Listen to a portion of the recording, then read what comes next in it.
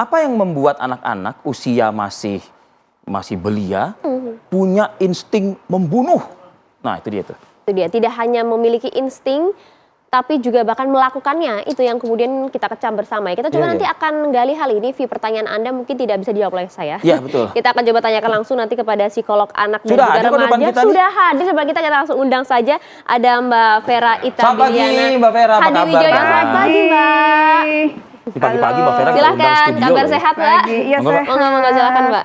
Iya loh, pagi-pagi nih kita. Iya. Kita celahkan masyarakat, Mbak, hari Habis ini. sahur kan istirahat lagi ya, Mbak ya?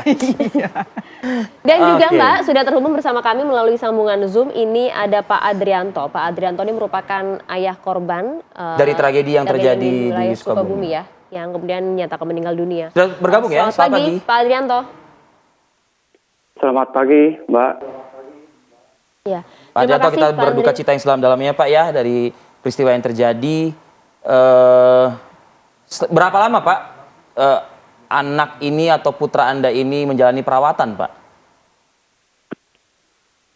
Kalau untuk perawatannya itu kurang lebih sekitar 7 atau 8 jam setelah masuk ke rumah sakit itu. Tapi nyawa tidak bisa tertolong ya Pak ya setelah itu ya? Ya, betul. Tidak bisa Pak Adrianto tertolong. mungkin bisa dijelaskan Pak, mohon maaf ini kami membuka luka Anda. Kondisi terakhir dari anak Anda pada saat dibawa ke rumah sakit seperti apa Pak? Kalau kondisi terakhirnya anak kami ini, kami mengetahuinya setelah mendapatkan informasi dari salah satu guru yang menelpon langsung ke saya bahwa menanyakan anak saya ini apakah ada di rumah atau tidak waktu kejadian itu. Jadi saya mendapatkan informasi itu dari guru ini dan itu saya mencari kebenarannya langsung ke anak untuk menelpon waktu itu. Tapi setelah saya telepon tidak mendapatkan jawaban dari anak saya karena handphone itu mungkin sudah entah berada di mana, tapi saya mendapat informasi yang lebih akurat bahwa anak saya sudah berada di rumah sakit waktu itu. Anda sempat menyaksikan kondisi anak Anda pada saat itu? Kami sempat menyaksikan kondisi anak saya setelah kami mendapatkan informasi bahwa anak kami ini sudah berada di rumah sakit. Itu sekitar jam 6 sore menjelang maghrib waktu itu. Iya. Di rumah Kondisinya sakit. seperti Parah, apa Pak? Pak? Pas di rumah sakit itu Pak? Kondisi anak kami ini sudah sangat parah dengan kondisi luka di tangan dan di kepala. Kalau untuk di tangan itu dengan lukanya itu sudah menganga dan dalam kondisi tangan sudah kelihatan tulang. Tulang tangan itu sudah kelihatan. Dan untuk di kepala yang kami lihat luka sobek dan menganga kelihatan tulangnya. Baik. Pak, informasinya mohon dikonfirmasi Pak ya. Ini kali kedua ya putra Anda menjadi korban sasaran, betul Pak? Betul sekali. Dengan waktu kurang lebih dari sebulan untuk yang kedua kali ini. Oke. Kondisi pada saat pertama kali mengalami seperti apa Pak? Kalau kondisi yang kedua ini, ya kondisi dalam keadaan sudah tidak sadar saat kondisi yang waktu kami melihat di rumah sakit itu, Mbak. Dengan ini dilakukan dengan orang yang sama atau tidak Pak? Untuk dengan kejadian yang kedua ini berbeda orang, Mbak. Tapi masih satu sekolah dengan kejadian yang pertama. Oke. Artinya anak Anda dengan pelaku penganiayaan pertama dan kedua ini saling mengenal tidak? Tidak saling mengenal sama sekali, Mbak. Kenapa putra Anda jadi sasaran Pak?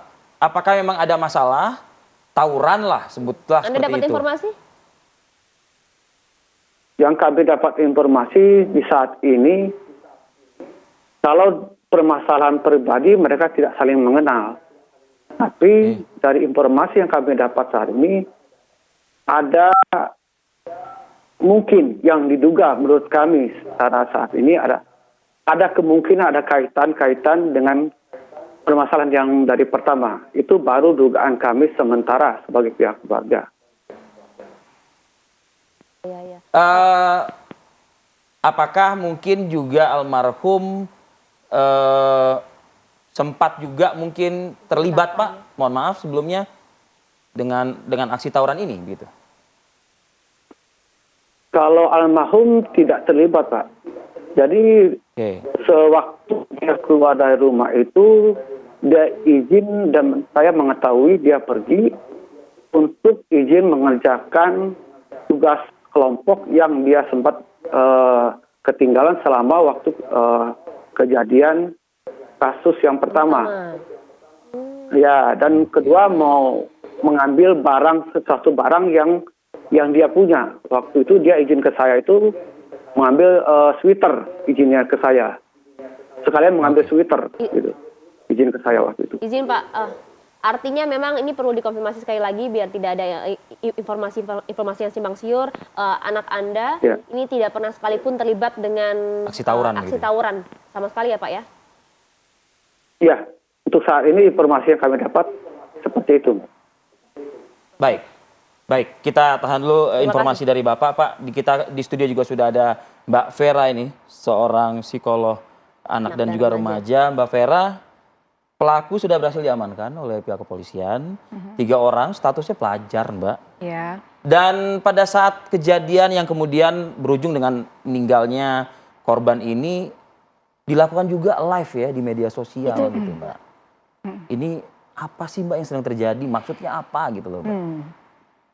Kalau ditanya apa yang sedang terjadi, saya juga bingung ya, karena ini kan setelah nggak habis pikir kan pasti ya, Mbak? Iya, setelah pandemi ini kan kita segala aspek mencoba bangkit ya, mencoba bangun kembali gitu ya. Tapi ternyata yang negatif-negatif ini juga ikutan terjadi. Kalau kita bicara soal remaja, karena ini kan pelakunya masih usia belasan ya, masih udah masuk SMP, usia remaja, SMP 14 tahun saya baca, itu kan memang usia-usia yang memang rawan untuk melakukan suatu hal yang tanpa berpikir dulu gitu ya. Tanpa memikirkan konsekuensi panjangnya, terus mereka suka sensasi gitu ya, walaupun itu mungkin berbau kekerasan, tapi bisa jadi di kalangannya mereka, di pergaulannya mereka itu dianggap suatu yang cool gitu ya. Itu dimungkinkan Mbak, di usia-usia tersebut? Makanya mereka IG live gitu ya, makanya mereka live karena to get the attention tadi ya gitu. Jadi kan mereka suka menjadi pusat perhatian, suka dianggap keren, suka dianggap berani gitu ya, sekarang mencari sensasi. Pada dasarnya remaja seperti itu. Nah, beberapa tahun belakangan ini diperburuk juga oleh pandemi, anak-anak kan ekspos terhadap digitalnya sangat-sangat luar biasa, ya kan? Jadi anak bisa dapat referensi ya, masukan dari mana saja. Karena berserak ya, Mbak, jujur aja berserak memang kan. Tuh, di mana-mana merata gitu kan. Kalau saya melihat karena banyak ini perlu ditelaah juga nih, mereka tuh konsumsi apa sih?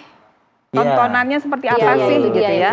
Karena nggak apa ya, tidak masuk di akal anak sekonyong-konyong gitu ya langsung bawa senjata tajam langsung menyelesaikan masalah dengan kekerasan. Artinya ada indikasi memiliki referensi ya? Ya, tontonan apa, gamenya apa gitu ya. Saya rasa juga tidak melulu kita balik lagi ke orang tua ya, walaupun tugas utamanya memang orang tua nih yang melakukan pendampingan, pengawasan gitu ya. Tapi dalam hal ini orang tua juga perlu dibantu kayaknya untuk sama-sama. Jadi ini beberapa pihak perlu kerja bareng kalau menurut saya. Ini ada apa sih gitu ya? Apa sih yang membuat anak-anak ini gitu ya? Mungkin kalau dari sisi pola asuh, mungkin iya kita mesti lihat lagi, evaluasi lagi. Apakah anak-anak ini memang terbiasa hidup dalam kekerasan? Ya, atau mereka sendiri korban kekerasan di rumah gitu ya dari pengasuhan yang diterapkan oleh orang tua. Nah, itu mesti dilihat. Atau memang sama sekali tidak mendapatkan kasih sayang dari keluarga bisa jadi. Betul. Itu bisa menjadi salah satu indikator. Ya, terus satu lagi yang penting, tidak pernah diajarkan bagaimana menyelesaikan masalah dengan tepat. Gitu ya. Conflict resolution. Jadi bagaimana caranya menyelesaikan konflik dengan cara yang lebih baik. Itu mungkin selama ini yang referensi yang dilihat, kalau saya nggak suka sama orang itu, saya nggak tersinggung, punya masalah dengan orang itu, ya pakai caranya seperti itu. Gitu. Meskipun juga kalau kita lihat ada beberapa informasi tidak hanya dari wilayah Sukabumi saja, tapi dari wilayah Bogor, Cianjur, dan beberapa hal, Blitar juga. Ya. Nah, pihak kepolisian bahkan memang sempat menemukan ada beberapa benda tajam di kamar seorang anak yang masih remaja. Itu di luar pengawasan orang tua, Mbak. Itu kan tidak mungkin ya sebenarnya. Nah, nah ini kan juga pengawasan sama pendampingan orang tua penting menurut saya tadi kan ya. Jadi satu hal lagi, jadi orang tua di zaman sekarang, after pandemic apalagi gitu ya, itu cukup berat. Ya, cukup berat ya. Tugu curap, karena mereka juga mencoba bangkit, dari sisi ekonomi juga mereka dituntut bekerja lebih keras gitu ya. Jadi mungkin ada bolongnya nih di pengawasan dan pendampingan. Udah gitu banyak orang tua yang terus terang ya yang datang ke tempat praktek saya juga kewalahan karena anaknya memang sangat lekat sekali diakui dengan itu oleh mereka. Ya, karena memang dengan gadget, pancaran dengan gadgetnya lebih ya. besar.